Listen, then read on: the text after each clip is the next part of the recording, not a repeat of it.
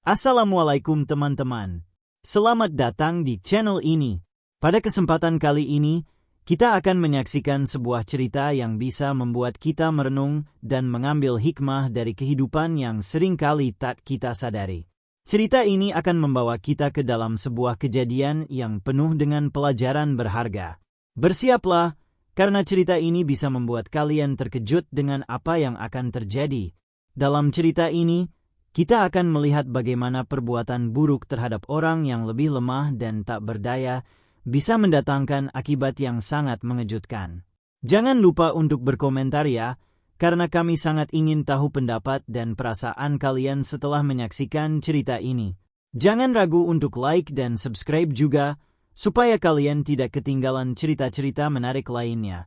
Mari kita mulai cerita ini, dan semoga bisa memberikan pelajaran yang bermanfaat bagi kita semua. Di antara ilalang tinggi dan rel tua yang berkarat, berdiri sebuah gubuk reot. Terbuat dari triplek lapuk, karung bekas, dan seng bolong yang disatukan seadanya. Gubuk itu seperti menolak waktu, berdiri kokoh meski dihantam hujan dan panas setiap hari. Disitulah tinggal seorang nenek bernama Mak Warti. Usianya lebih dari 70 tahun. Tubuhnya kurus tinggal tulang, rambutnya putih aut-autan, dan matanya berkaca seperti menahan dunia yang terlalu berat. Setiap pagi, Mak Warti mendorong gerobak tuanya, menyusuri gang sempit, mengais botol dan kardus dari tong-tong sampah. Tak pernah mengeluh, tak pernah meminta. Tapi setiap sore, ia selalu kembali ke gubuknya sambil memeluk erat tas lusuh yang disampuli plastik hitam. Konon, isi tas itu bukan sekadar harta, tapi kenangan dan doa yang ia simpan sejak suaminya wafat. Hari itu, suasana di sekitar gubuk berbeda. Beberapa orang berbaju rapi berdiri mematung sambil menatap gubuk Mak Warti dari kejauhan. Salah satunya, seorang pemuda tinggi dengan kacamata hitam dan raut wajah angkuh, bernama Rian.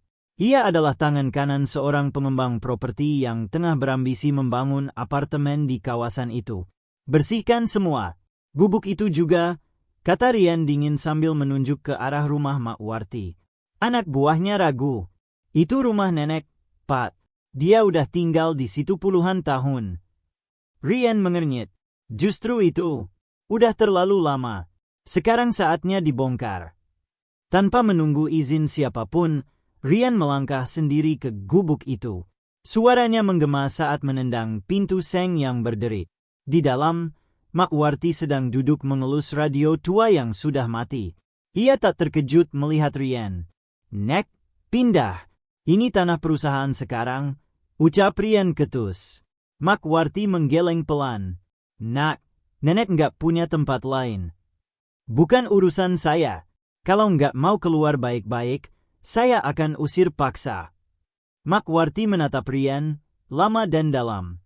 Tatapan yang membuat sejenak napas Rian tercekat, seperti menyentuh dinginnya kematian. Tapi ia segera mengalihkan pandangan dan keluar sambil berteriak pada anak buahnya. Runtuhkan! Sekarang juga! Beberapa buruh datang dengan linggis dan palu. Dengan gemetar, mereka mulai memukul sisi gubuk itu. Mak Warti masih duduk di dalam, tidak bergerak, seolah telah menyerahkan nasibnya sepenuhnya kepada takdir. Dan ketika tembok terakhir ambruk, terdengar jerit tertahan. Tak ada yang tahu pasti suara siapa, tapi udara di sekitar tiba-tiba berubah. Angin mendadak berhenti, langit menjadi kelabu. Seekor burung gagak hinggap di tiang listrik, menatap mereka tanpa berkedip. Rian hanya tertawa. Ia pikir semuanya selesai. Tapi malam itu, sesuatu yang tak bisa dijelaskan mulai menghampiri. Langit Jakarta gelap tak biasa malam itu. Awan menggantung rendah, menekan bumi dengan hawa lembab yang menusuk tulang. Di salah satu apartemen elit milik pengembang, Rian duduk di balkon sembari menyesap wine mahal. Di hadapannya, hamparan lampu kota berkedip seperti permata. Ia tersenyum puas, merasa berhasil menyingkirkan duri kecil yang mengganggu proyek miliaran rupiahnya. Namun, tak lama kemudian, angin tiba-tiba berhembus kencang. Angin itu menusuk kulit seperti duri-duri es. Tirai jendela dalam apartemennya berkibar liar meski semua pintu tertutup rapat. Rian berdiri, mengernyit, lalu berjalan masuk sambil mematikan lampu balkon. Tapi saat ia menoleh ke ruang tamu, ada sesuatu yang membuat napasnya tertahan. Radio tua, yang sangat mirip dengan milik Mak Warti, tergeletak di atas meja. Ia tak pernah memilikinya, tak pernah membeli, tak pernah membawa masuk. Tapi benda itu ada di sana, dalam kondisi berdebu, dengan antena bengkok dan tombol volume yang aus. Rian melangkah perlahan mendekatinya. Jantungnya berdegup makin kencang. Dan sebelum sempat menyentuh radio itu, benda itu menyala sendiri. Dari dalamnya terdengar suara lirih, seperti suara perempuan tua yang bergumam. "Tanah ini bukan milikmu, nak, bukan milikmu." Rian tersentak mundur. Ia melempar radio itu ke lantai, dan benda itu hancur berkeping. Tapi gumaman itu masih terdengar, bahkan makin jelas. Bergema di seluruh ruangan seperti berasal dari dinding itu sendiri. Ia langsung menelepon satpam, dengan suara bergetar memaksa mereka memeriksa seluruh lantai. Tapi tak ditemukan apapun. Tidak ada radio, tidak ada orang asing, tidak ada suara aneh. Hanya ia dan ketakutannya sendiri. Malam itu Rian tidak tidur. Ia mengurung diri di kamar sambil menyalakan semua lampu. Namun saat jarum jam menunjukkan pukul 2 dini hari, terdengar ketukan di jendela kamarnya. 1, 2, 3. Dengan gemetar, ia mendekat dan membuka tirai. Tidak ada siapapun. Tapi saat ia berbalik, di cermin besar kamar, tampak bayangan perempuan tua berdiri di belakangnya. Wajahnya gelap. Matanya kosong, rambutnya putih menggumpal, mulutnya mengangat tanpa suara. Rian menjerit sejadi-jadinya, namun tak ada suara yang keluar. Saat ia menyentakkan tubuhnya untuk kabur, bayangan itu menghilang. Tapi jejak kaki tua, basah dan berlumpur, tertinggal di lantai marmer kamar tidur. Sejak malam itu, hidup Rian tak pernah sama lagi. Hari-harinya berubah menjadi rentetan mimpi buruk yang tak pernah memberi ruang bernapas. Ia mulai kehilangan konsentrasi saat bekerja, mudah marah, dan tubuhnya makin kurus meski tak pernah lupa makan. Bahkan rekan bisnisnya mulai berbisik-bisik, menyebutnya stres atau gila diam-diam. Namun Rian tahu, semua ini nyata, terlalu nyata. Di malam ketiga setelah pengusiran Mak Warti, suara itu datang kembali. Bukan dari radio, bukan dari bayangan, tapi dari lemari pakaian yang tertutup rapat. Suara langkah kaki lambat yang diseret, diiringi bunyi batuk tua yang dalam dan berat. Setiap langkah mendekat, jantung Rian serasa dihimpit batu panas. Ketika ia memberanikan diri membuka pintu lemari, hanya tumpukan jas dan dasi. Tapi begitu ia menutupnya kembali, seluruh kamar gelap mendadak. Listrik padam hanya di unitnya saja. Di bawah cahaya redup dari jendela, ia melihat tulisan muncul perlahan di cermin kamar. "Kau ambil rumahku, sekarang kau takkan punya tempat pulang." Tulisan itu menghilang ketika lampu kembali menyala, membuat Rian meraung keras sambil membanting ponselnya ke lantai. Ia memutuskan pergi ke psikiater, mencoba mencari penjelasan medis. Namun hasilnya nihil. Dokter menyebutnya stres dan kelelahan, hanya diberi obat tidur ringan. Tapi malamnya, saat mencoba tidur dengan bantuan obat itu, mimpi buruk datang lebih dalam. Ia terjebak dalam gubuk reot, sendirian. Bau tanah basah dan anyir darah menyengat. Terdengar suara tangisan perempuan tua dari sudut ruangan. Saat ia menoleh, Mak Warti berdiri di sana, matanya merah seperti bara, tubuhnya penuh luka terbuka. "Berapa harga nyawaku di matamu, nak?" Rian terbangun dengan teriakan yang membuat tetangga sebelah berlari mengetuk pintu. Tapi ia tak membuka. Tubuhnya basah oleh keringat, dan dadanya sesak seperti dipukul batu besar. Esoknya, ia mencoba pergi ke tempat gubuk Mak Warti pernah berdiri. Tapi lokasi itu telah rata, bersih, bahkan sudah dipasangi spanduk proyek baru. Namun saat ia menginjak tanah itu, kakinya terasa panas dan bergetar. Seakan tanah itu hidup, menolak kehadirannya. Dan di antara bisikan angin, ia kembali dengar suara lirih itu. lebih jelas. Kau tak akan lari, Rian. Ini baru permulaan. Sejak kepulangannya dari lokasi bekas gubuk, Rian tak pernah lagi bisa tidur nyenyak. Setiap malam, sosok Mak Warti hadir dalam berbagai wujud. Kadang duduk di kursi ruang tamunya sambil merajut, kadang berdiri di ujung tempat tidur, dan yang paling mengerikan, berjalan merangkak dari bawah ranjang dengan mata kosong namun menyala. Tubuh Rian mulai menunjukkan tanda kehancuran. Rambutnya rontok parah, wajahnya pucat pasi seperti orang yang sudah berbulan-bulan tak tidur. Ia berhenti bekerja. Sahamnya anjlok. Rekan bisnis memutuskan kerjasama satu persatu. Rumah mewahnya yang dulu ramai, kini sunyi dan terasa seperti kuburan. Suatu malam, Rian mencoba kabur dari semuanya. Ia menyewa mobil dan menyetir ke luar kota tanpa tujuan. Namun setiap jalan yang ia pilih, entah kenapa selalu kembali mengarah ke satu titik. Lahan kosong tempat gubuk Mak Warti pernah berdiri. Seolah dunia menolak membiarkannya pergi. Ia mencoba tinggal di hotel. Tapi malam pertama di kamar itu, air kamar mandi berubah menjadi merah pekat. Ketika ia menoleh ke cermin, wajahnya berubah, keriput, matanya kosong seperti mayat, dan suara batuk tua itu muncul dari dalam dadanya sendiri. Rian berlari keluar, setengah telanjang, membuat para tamu hotel panik.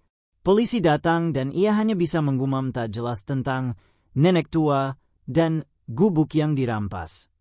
Mereka mengira ia kerasukan atau mabuk berat. Namun pemeriksaan medis membuktikan bahwa tubuhnya sehat secara jasmani. Namun keesokan harinya, tubuh Rian dipenuhi luka goresan yang aneh. Bekas cakaran halus, seakan seseorang menuliskan sesuatu di kulitnya. Bila diperhatikan lebih saksama, goresan-goresan itu membentuk satu kalimat yang menyesakkan. Kau akan merasakan dinginnya malam seperti aku, setiap hari, sampai ajal menjemput. Ia mengurung diri dalam rumah, menyalakan semua lampu, dan menyumpal telinganya dengan kapas. Tapi bisikan itu tak datang dari luar. Ia berasal dari dalam pikirannya sendiri, dari dalam darahnya. Dan ia tahu, semua ini bukan halusinasi. Kutukan itu hidup. Dan kini, ia telah menjadi bagian dari tubuhnya sendiri. Hari-hari Rian berubah menjadi neraka yang tak bisa ia hindari. Ia tak lagi bisa membedakan antara mimpi dan kenyataan. Bayangan Mak Warti muncul bahkan di siang bolong.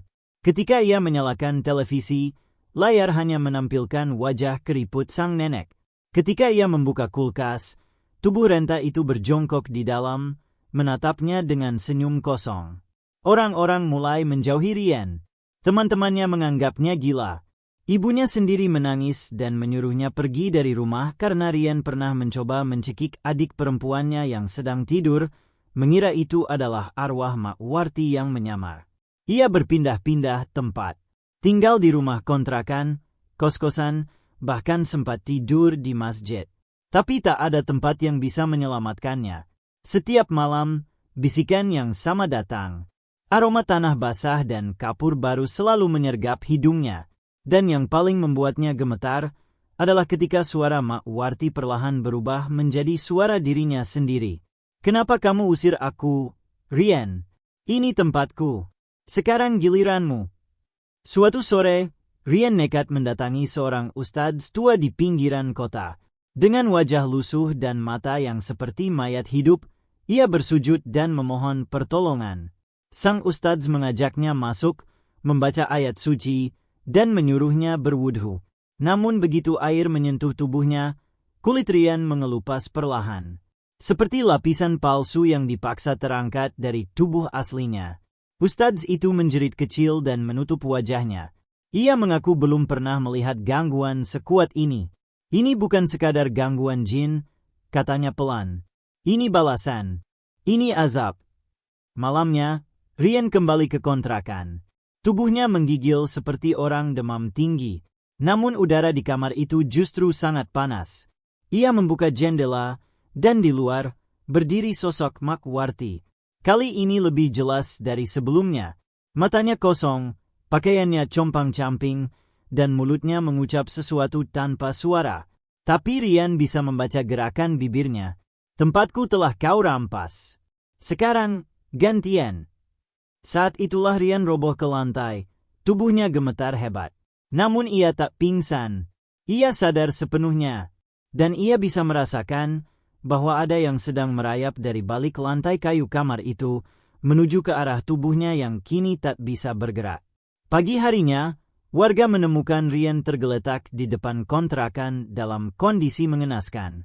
Tubuhnya penuh luka cakaran, kuku-kukunya copot, dan matanya terbuka lebar seolah telah menyaksikan sesuatu yang tak bisa dijelaskan dengan akal sehat. Ia masih hidup, namun tak lagi berbicara. Tak juga merespons. Sekujur tubuhnya kaku, seperti patung yang terkurung dalam tubuh manusia. Polisi sempat turun tangan, menyangka ia korban penganiayaan. Tapi hasil visum menyatakan tak ada tanda-tanda kekerasan dari manusia.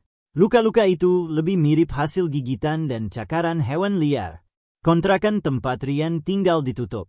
Tapi warga sekitar mulai merasakan hal-hal aneh. Suara tangisan perempuan tua terdengar dari dalam, padahal rumah itu kosong. Seorang ibu yang lewat malam-malam mendengar ketukan dari dalam kamar mandi yang terkunci. Ketika berani mengintip lewat ventilasi, ia melihat seseorang berdiri menghadap tembok. Diam, tapi tubuhnya menggigil hebat. Orang-orang mulai menghubung-hubungkan kejadian itu dengan kematian Mak Warti. Mereka ingat betul bagaimana Rian memperlakukan sang nenek. Bahkan ada yang bersaksi melihat Rian tertawa ketika gubuk itu roboh, tak lama sebelum Mak Warti ditemukan tak bernyawa di kolong jembatan. Di saat banyak yang takut dan memilih menjauh, ada satu pria tua yang datang dari luar kota. Namanya Pak Ruhiman. Ia mengaku pernah mengenal Mak Warti semasa muda, bahkan pernah berhutang budi padanya. Ia mendatangi makam sang nenek, yang hanya ditandai dengan kayu lapuk dan segenggam bunga kering. Di sanalah ia melihat keanehan. Tanah makam itu bernafas, seperti dada seseorang yang sedang tidur, naik dan turun, perlahan. Nyaris tak terlihat jika tak diperhatikan dengan saksama. Tapi Pak Ruhiman yakin, tanah itu hidup, seolah-olah menunggu. Ia tak bicara banyak pada warga, hanya menyuruh mereka jangan pernah menginjak makam itu, dan terutama, jangan pernah menyebut nama Rian di dekatnya. Warga menuruti, walau mereka tak mengerti. Sementara itu, Rian yang kini dirawat di rumah sakit jiwa, mulai memperlihatkan perubahan yang lebih mengerikan. Ia tidak sekadar diam. Ia mulai bicara. Dengan suara serak dan lidah keluh, ia menggumamkan sesuatu yang tidak dimengerti dokter maupun perawat. Tapi ketika direkam dan diputar balik secara pelan, suara itu terdengar jelas. Tolong aku di bawah tanah. Rian tak henti menggumamkan kata-kata itu. Tolong aku di bawah tanah. Suaranya yang semakin serak, seperti berasal dari lubang terdalam di bumi, membuat perawat yang mendengarnya merinding. Bahkan dokter yang memeriksanya merasa ada yang aneh. Selama berhari-hari, Rian terbaring tak bergerak. Namun kata-kata itu terus mengalir, tanpa henti. Akhirnya, seorang paranormal yang dikenal dengan kemampuan melihat hal-hal gaib datang ke rumah sakit. Namanya Ki Bagus. Ia terkenal di kalangan masyarakat karena mampu membantu mengungkap misteri-misteri yang tak terpecahkan. Tanpa ragu, Ki Bagus langsung mendekati tempat Rian terbaring. Saat ia mendekatkan telinganya ke tubuh Rian, ia terdiam beberapa saat. Wajahnya berubah pucat. Ada yang salah dengan orang ini, gumamnya pelan. Jangan biarkan dia tidur. Jika dia tidur lagi, dia akan dibawa. Perawat yang mendengar itu langsung panik. Dibawa kemana? Ki Bagus. Ki Bagus menatap mereka dengan tatapan serius. Ke tempat yang lebih buruk daripada kematian. Rian tiba-tiba terbangun. Matanya yang kosong menatap Ki Bagus dengan tatapan yang tidak manusiawi. Aku di bawah tanah. Aku ada di sini, menunggu, katanya dengan suara yang tidak lagi milik manusia. Dengan hati-hati, Ki Bagus mulai merapal doa. Sambil melirik Rian yang semakin terguncang, ia berusaha menenangkan dirinya. Ada yang menyelimuti jiwa pemuda ini. Sesuatu yang tidak biasa, sesuatu yang terperangkap dalam tubuhnya. Rian mulai meronta, Tubuhnya menggeliat seakan-akan ada yang menariknya ke dalam tanah. Namun anehnya, tubuhnya tetap tergeletak di tempatnya. Setiap kali ia berusaha melawan, tubuhnya semakin kaku. Wajahnya meringis kesakitan. Jangan biarkan dia tidur, Ki Bagus kembali mengingatkan. Jika dia tertidur, dia akan lebih dekat dengan yang menunggu di bawah tanah itu. Tak lama kemudian, keanehan mulai terjadi. Sebuah suara dari dalam tanah terdengar. Pelan-pelan, seperti sesuatu yang tergerus dalam tanah basah. Suara itu semakin keras, seperti dentuman gempa kecil. Warga yang mendengar suara itu keluar dari rumah mereka, melihat tanah sekitar rumah sakit yang mulai bergerak. Tanah di sekitar makam Mak Warti, yang tak jauh dari rumah sakit, mulai menggelembung. Seakan-akan ada yang berusaha keluar dari dalamnya. Pak Ruhiman, yang sudah mendengar kabar ini, segera menuju makam Mak Warti. Ia tak bisa lagi menunggu. Ketika ia sampai, tanah yang semula terlihat tenang kini tampak bergejolak. Tiba-tiba, sebuah tangan keluar dari dalam tanah. Tanpa peringatan, tangan itu meraih Pak Ruhiman dengan cengkeraman yang sangat kuat. Apa yang terjadi di sini? Pak Ruhiman terpekik. Namun, suara aneh itu kembali terdengar. Kali ini lebih keras, seolah tanah itu ingin menelan semuanya. Suara gemuruh itu semakin keras, tanah yang sebelumnya rata kini seperti membuka mulutnya untuk menelan siapa saja yang ada di sekitarnya. Pak Ruhiman terjatuh, tubuhnya terguling-guling, dan dalam sekejap, tanah itu mulai menutupi dirinya, membenamkan hingga setengah tubuhnya. Ia berteriak meminta tolong, namun suaranya tenggelam oleh suara gemuruh yang semakin keras. Ki Bagus yang berada di dalam rumah sakit, merasakan getaran itu dengan sangat jelas. Ia segera berlari keluar, disusul dengan beberapa warga lainnya yang mulai panik. Mereka semua menuju ke arah makam Mak Warti, tempat tanah itu bergejolak. Rian yang sebelumnya terbaring, kini seolah mendapatkan kekuatan luar biasa. Tubuhnya terangkat dari tempat tidur, mengapung perlahan. Matanya yang kosong kini berbinar-binar dengan cahaya yang asing. Ia mengerang pelan, semakin keras, hingga seluruh tubuhnya terhentak seperti disambar petir. Ada yang menguasai tubuhnya, Ki Bagus berteriak. Ini bukan hanya sekedar roh, ini adalah kekuatan yang jauh lebih besar. Ki Bagus segera menghampiri Rian yang kini berdiri, tak lagi terlihat seperti pemuda biasa. Wajahnya dipenuhi aura gelap, dan di sekeliling tubuhnya, kabut hitam mulai mengaburkan pandangan. Kau sudah melanggar, Ki Bagus berteriak. Dosa besarmu telah membuka jalan bagi yang lebih buruk. Rian tersenyum sinis. Suaranya berubah menjadi lebih berat dan serak. Mereka akan datang. Tidak ada yang bisa menghentikan mereka. Aku hanya alat untuk kebangkitan mereka. Ki Bagus mulai merapal doa panjang, berusaha menenangkan kekuatan yang menguasai tubuh Rian. Namun setiap kata yang diucapkan semakin tersapu oleh angin hitam yang melingkupi ruangan. Rian berteriak keras, tubuhnya terjatuh ke lantai, namun tak lama kemudian ia bangkit lagi, kali ini dengan kekuatan yang jauh lebih kuat. Di luar, tanah di sekitar makam semakin menggelembung. Tangan-tangan kasar keluar dari dalam tanah, meraih setiap orang yang mendekat. Mereka yang terjangkit sentuhan tangan itu seolah kehilangan nyawa dalam sekejap. Pak Ruhiman, yang masih terbenam setengah tubuhnya di dalam tanah, merasakan dunia di sekelilingnya gelap gulita. Tanah yang memeluknya semakin erat, seperti sedang menariknya lebih dalam. Apa yang sebenarnya terjadi di sini? Teriak warga yang panik, namun tak ada yang bisa membantu. Semua menjadi kacau. Seperti ada kekuatan yang membendung semua harapan, menutup setiap peluang untuk melarikan diri. Hanya Ki Bagus yang tetap berusaha menyelamatkan Rian, meskipun ia tahu bahwa upaya itu mungkin sia-sia. Harus segera dihentikan, Ki Bagus berbisik. Jika tidak, semuanya akan musnah. Namun, pada saat itu juga, tanah berhenti bergerak. Suara gemuruh menghilang begitu saja. Tanah yang berguncang itu seakan menelan segala yang ada, dan suasana menjadi sunyi. Pak Ruhiman yang sebelumnya berteriak minta tolong, kini diam tak bergerak. Rian terjatuh ke lantai, tubuhnya kembali menjadi manusia biasa. Wajahnya yang tadinya kosong, kini tampak seperti pemuda yang baru terbangun dari mimpi buruk. Apa yang terjadi? Rian bertanya, suaranya lemah. Ki Bagus menatapnya dengan tajam. Kau selamat, tetapi harganya sangat mahal. Rian mengingat setiap peristiwa yang terjadi, mulai dari pertemuannya dengan Mak Warti hingga kejadian aneh yang mengguncang tubuhnya. Apa yang sebenarnya terjadi?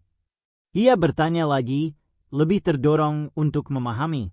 Sesungguhnya, Ki Bagus menjawab dengan perlahan, kau telah membuka jalan bagi kekuatan yang lebih besar. Kekuatan yang sudah lama terperangkap di bawah tanah, dan sekarang mereka telah bebas. Kegelapan yang sebelumnya menyelimuti rumah sakit kini mulai menghilang, tetapi kekuatan yang telah dibangkitkan tetap meninggalkan jejaknya. Orang-orang yang selamat dari kejadian itu mulai meninggalkan rumah sakit dengan rasa takut yang mendalam, sementara tanah di sekitar makam Mak Warti kembali tenang, seolah-olah tidak terjadi apa-apa. Namun, Rian tahu bahwa kehidupan yang pernah ia kenal tidak akan pernah sama lagi. Azab yang ia terima telah mengubahnya selamanya, dan meskipun ia terbebas dari kekuatan jahat itu, ia harus menghadapi akibat dari dosa besar yang telah ia lakukan. Cerita tentang pemuda yang mengusir nenek pemulung dari gubuk reot, yang terperangkap dalam kutukan dan azab, akan selalu menjadi kenangan kelam di desa itu. Kisah ini akan terus mengingatkan setiap orang bahwa tidak ada yang bisa melawan takdir, dan setiap perbuatan pasti ada balasannya. Dalam cerita ini, kita diajarkan tentang pentingnya memperlakukan orang lain dengan baik, terutama yang lebih lemah dan membutuhkan pertolongan. Sebagaimana tercantum dalam Al-Quran, dalam surah Al-Baqarah ayat 195, yang artinya, dan belanjakanlah di jalan Allah dengan harta yang baik, dan janganlah kamu menjatuhkan dirimu sendiri ke dalam kebinasaan. Quran Surat Al-Baqarah 195.